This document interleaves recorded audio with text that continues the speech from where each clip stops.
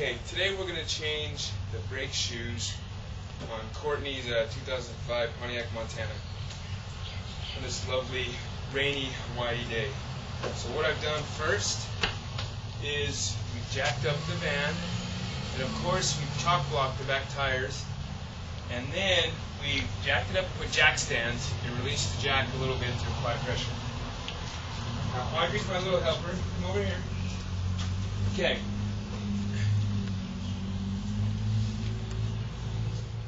Alright, so what we've done now, Audrey's helped me remove the tire with this, and now we're going to have to remove, right here, this is the caliper, and the brake shoes are on the inside, so we're going to have to remove it. And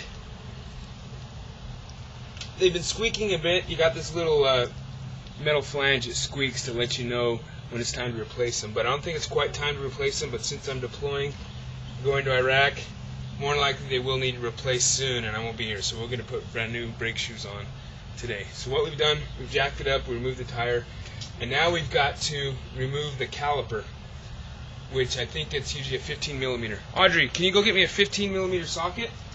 Go get me a 15 millimeter socket over there, okay? Sure.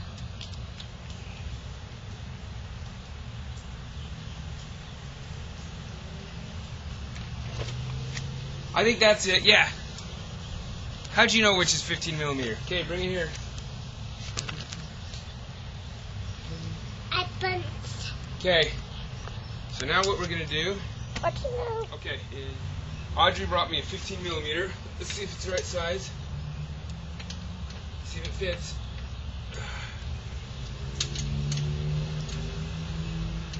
Yep, it does. Good job, Audrey. I think I'm going to need an extension.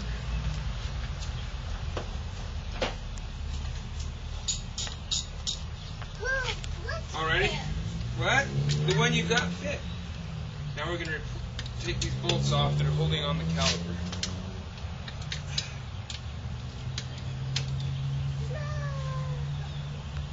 Righty-tighty, lefty-loosey. Pretty tight. Hijo. Might need a cheater bar. This is probably the first time this bolt's been off since we bought this in 2004. December 2004, right before I went to Iraq the first time. I think I'm going the wrong way. That was a long time. Yeah. That was a long time.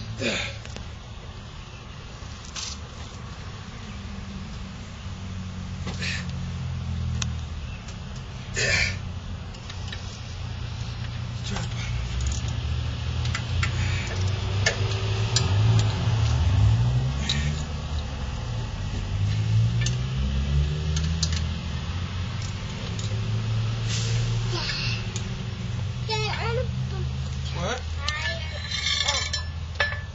You want what? I'm pumping the tire up. Can I pump the tire up?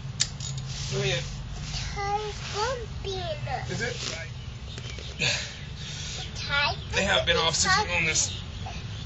There it goes. Trying to get the other bottom one broken.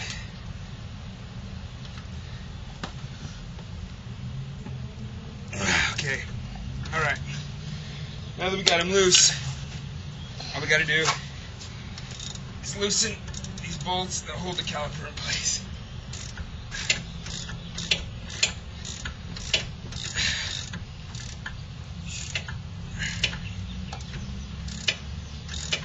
It'll get easier.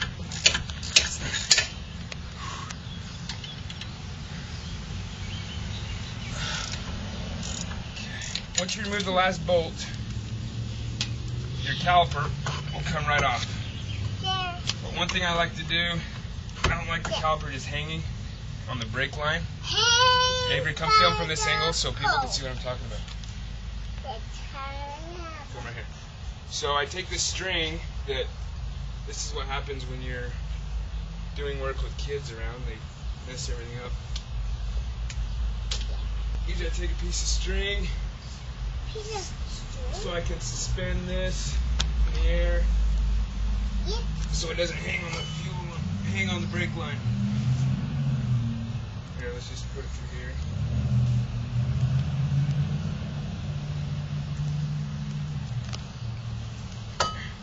Just kind of tie it so it's not hanging.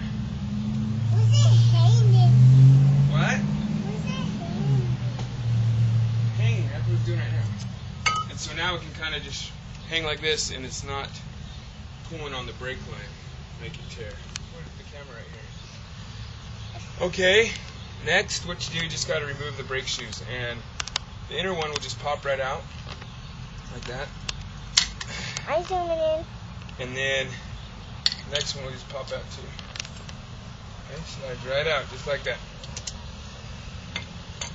And notice the one towards the outside, it's got the little metal flange on it that causes it to squeak. See, these shoes they still got enough brake pad on them, but I don't know how much it's going to wear down while I'm gone over the next year. So what I do is I got replacement brake shoes. Got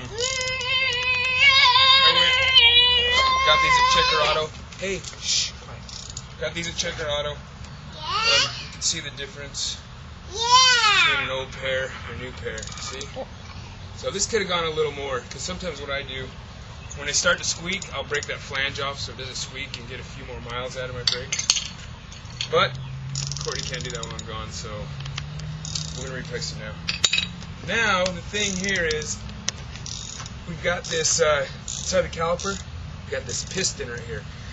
As your brake pads wear, the piston slowly pulls out. So, since there's a big difference in the thickness, I'm going to have to compress this piston back in to be able to get the brake shoes on. Usually what you can do is you can use some big pliers or a C-clamp, and that's what we'll do. So I got this C-clamp. Open it up wide enough. Hopefully my C-clamp's big enough. If not, we'll have to stop this and go to the PX and buy it. Let's see, is she going to be wide enough? Yeah. And what you want to do is you want to compress it evenly, so I like to take an old brake shoe and put it in there and use it to compress it down back into place. Let's see.